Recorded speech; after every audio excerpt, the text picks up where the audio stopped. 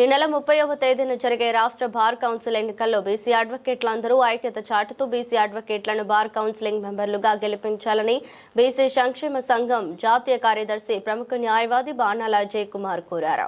Judiciary వ్యవస్థలో కూడా BC SC ఎస్టీలకు చాలా అన్యాయం జరుగుతోందని, పార్లమెంట్లో చట్టం తీసుకొచ్చి దేశంలో అన్ని వర్గాలకు రిజర్వేషన్లు అమలు అయ్యేలా చూడాలని, ఇప్పటికైనా ఈ జ్యుడిషియరీ వ్యవస్థలో మార్పు రావాలని ఆయన ఆకాంక్షించారు.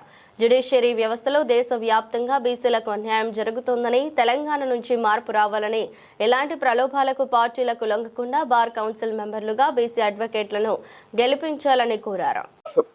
రాజ్యసభ సభ్యులు ఎంపీ టైగర్ ఆర్ కృష్ణన్న గారికి మరియు జాతీయ బీసీ సంక్షేమ సంఘం ప్రధాన కార్యదర్శి డాక్టర్ అరుణ్ బాబు గారికి సంక్రాంతి శుభాకాంక్షలు తెలియజేస్తూ, అదేవిధంగా రాష్ట్ర వ్యాప్తంగా ఉన్నటువంటి బీసీ అడ్వకేట్స్కు అందరికీ సంక్రాంతి శుభాకాంక్షలు తెలియజేస్తూ ఉన్నాను. ముఖ్యంగా ఈరోజు తెలియజేయడం ఏమంటే, గత 20 సంవత్సరాలుగా హైకోర్టు బార్ కౌన్సిల్ చైర్మన్గా ఒకే వర్గానికి చెందిన ఒకే వ్యక్తి 20 ఏళ్ల నుంచి ఉంటా ఉన్నారు. అదేవిధంగా హైకోర్టు బార్ కౌన్సిల్లో దాంట్లో చాలా ఒక చైర్మన్ గారి ఆధ్వర్యంలో ఇప్పుడు హైకోర్టులో చాలా కోట్లాది రూపాయలు అవకతవకలు జరిగాయి.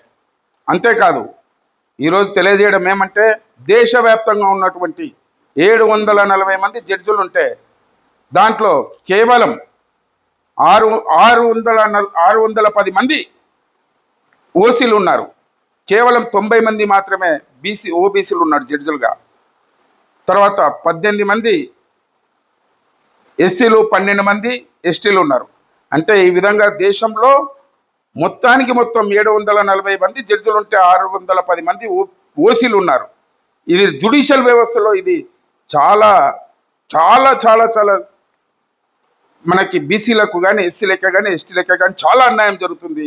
దీంట్లో మార్పులు రావాలని దేశంలోనే పార్లమెంట్లో చట్టం తీసుకొచ్చి అన్ని వర్గాలకు కూడా రిజర్వేషన్లు కలిగించేటట్లు చూడాలని మనవి చేస్తున్నాం.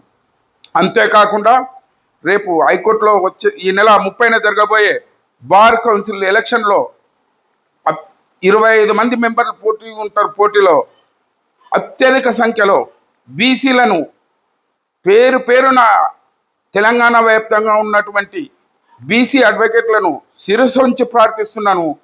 మీరు మన రిజర్వేషన్లు మనకు దక్కాలంటే మన బీసీలకు మనం ఐక్యంగా ఉండి ప్రతి ఒక్క బీసీ అడ్వకేట్ బీసీలకు ఓట్లేసి బార్ కౌన్సిల్ మెంబర్గా తెలంగాణ హైకోర్టు బార్ కౌన్సిల్ మెంబర్గా గెలిపేయాలని అత్యధిక మెజార్టీతోటి 25కు 25 బార్ కౌన్సిల్ మెంబర్లు హైకోర్టులో బీసీలే కావాలని మిమ్మల్ని శిరసొంచి ప్రార్థిస్తున్నా.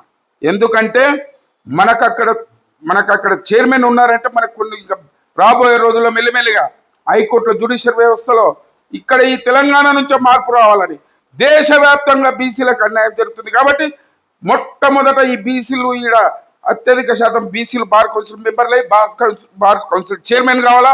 తర్వాత దేశవ్యాప్తంగా కూడా హైకోర్టుల్లో కానీ అన్ని బార్లలో కూడా మన బీసీలు ముందుకు రావాలని ఇక్కడైనా మీరు కళ్ళు తెరుచుకొని ఎలాంటి ప్రభువులకు పార్టీలకు దేనికి లొంగకుండా బీసీలను గెలిపించాలని శిరసొంచి ప్రార్థిస్తున్నా.